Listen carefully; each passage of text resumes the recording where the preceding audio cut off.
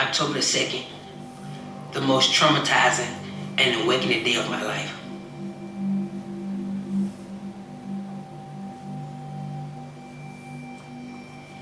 Me and Rob will be married 3 years in this October, and in those 3 years, God has really been growing him, and the way he has been dealing with him has been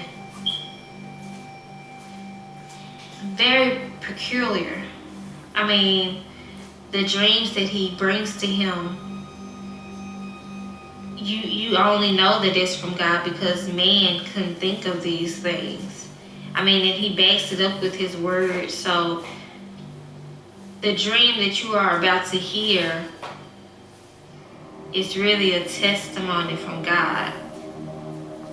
And I suggest when you watch this, you not only just watch it and feel that it's something to entertain you, but you evaluate yourself and you make sure your house is in order for when God comes, because no man knows the day or the hour. Because I had to do the same thing.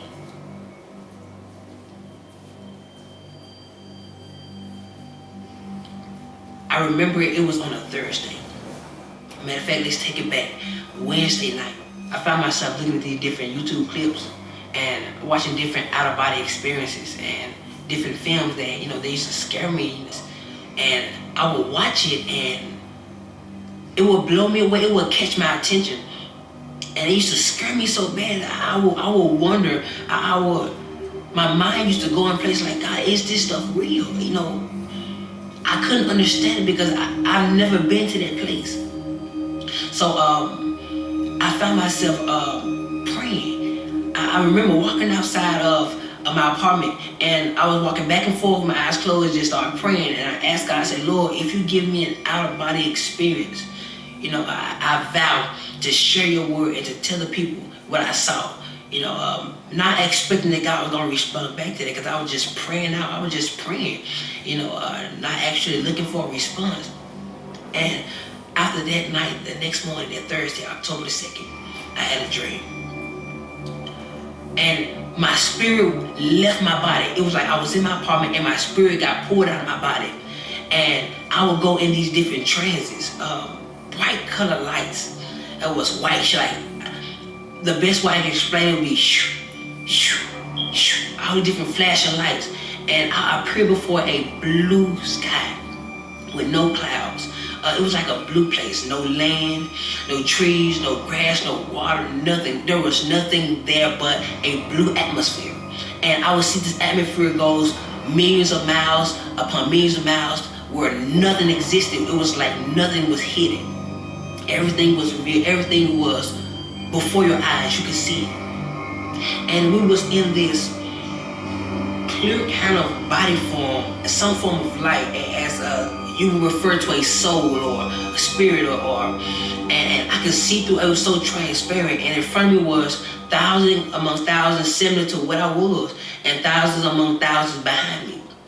And I knew that it was some form of a soul. And in the middle of my chest were seeds, multiple seeds. I didn't know what they were for. And I realized that I was the only being that could actually move out of my place and look and observe, smell, taste, feel. All my senses were active at this point. And so, I began to look around and to observe the things that I saw, not knowing that this was a dream. I thought this was reality. I thought this was actually happening, and I looked forward, and there was this great shadow way in front of me, way at the end of the line. It was like 1,000 people in front of me, and there was a shadow, a great big shadow, but it had no detail. It was like as a vapor, and I could see that it was a shadow of something that was in the front. And I had many questions at this point in this dream, and out of nowhere, I heard these words: "Depart from me." And this galaxy, this portal, I don't know what to call it, on the right side of God, or Jesus Christ, whoever you decide to identify that spot of judgment, on the right side of him, there was this big portal that opened up. And there will be stones of fire. And normally when you get a lighter and you cut it on, try to spark a flame, but instead of fire, it was stones, and they will leak out of this portal. And whoever that guy had said, depart from me, flew down this place. And the stones were so hot that it would burn everybody outside of that portal. On the left side of our body or our form, it would burn us. And everybody would be like, ooh, like it was so cold or so hot, you would tell somebody to close that door, it's too cold. That's how hot it was. And the portal closed. And then he sent them so fast that the screams were late. I was like, ah, like it was like, depart from me. And it closed up. Then the screams come, ah, and it terrified me. And then out of nowhere, something snatched us up. And like we moved up the line. And I began to think, I didn't understand where we was. I'm like, oh my God, maybe this is judgment. Yeah, I had many questions, and I would hear, depart me, depart me, depart me, and all these different people will be sent to hell. And the part that scared me the most was the people that were getting judged. You could hear when God was talking to them, and you could hear everything they got judged from. So if somebody went to hell for something that you knew you struggled with in your life, you know where you were going.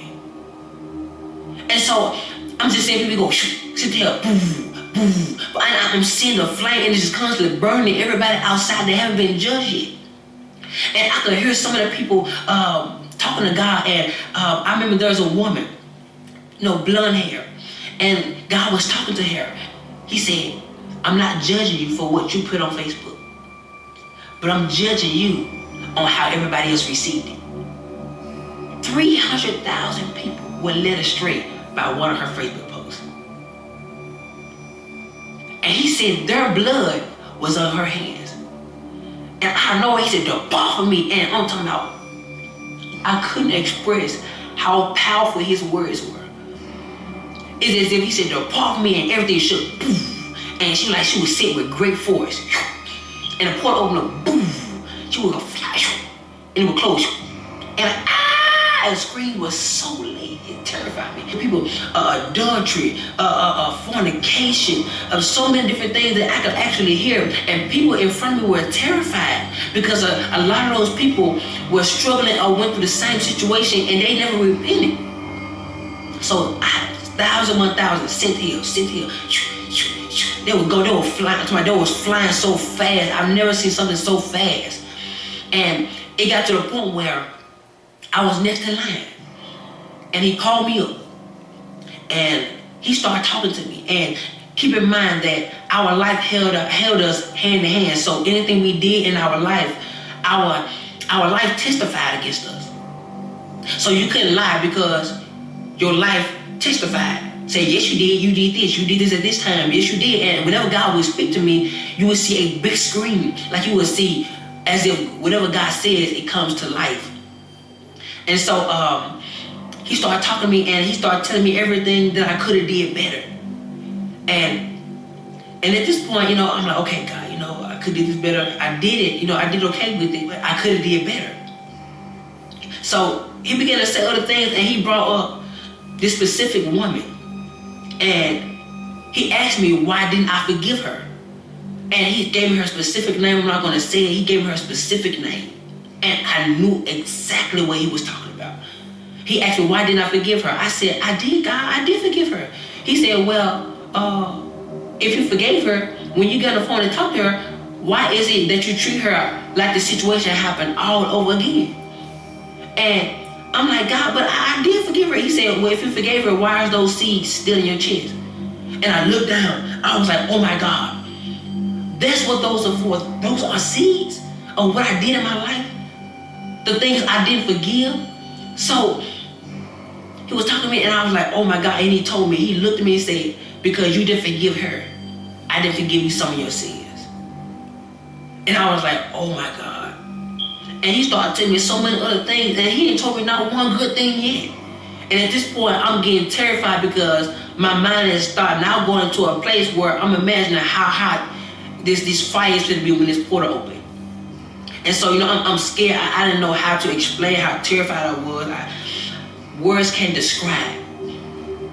When you meet God face, words can't describe how terrifying it is to look your Creator face to face. And where there's nothing hid from Him. There's nothing. Your inner thoughts are revealed before Him. Your perception, how you feel, everything that you hosted in this body is presented before Him. And so, I got to a point where I didn't want to hear God no more. I was really turning my head because I was afraid that, it's already made his mind up. I was so afraid. And so I turned my head, and he would just kind of tell me everything that I didn't do right or I should have did better. And at this point, I knew I was going to hell. I knew it. I was fully persuaded that this was it. So I turned my head, and I was like, I don't want to hear no more. My mind, I'm just really trying to imagine how hot hell is going to be. I'm like, oh my God, Lord, I have no more chance. If I go down there, I can't come back. Like, Lord, please don't send me to hell. Please, like, God, please. I'm begging you. And I'm more terrified. I was more terrified than I can express. And so I turned my head, and at this point, I no longer wanted to hear what he had to say because I knew at this point, I was going to hell. And I would have my head turned, and out of nowhere, there was this one feeling that would come over the interface of my soul. And I would turn my head, and it would go in slow motion, and the tears would fly from my face. And I looked at God, and I was looking at his judgment, what was going to be my judgment. And he looked at me, he said, face to face, you don't get a well done. You get it, you barely made it. And he stepped back and said, come.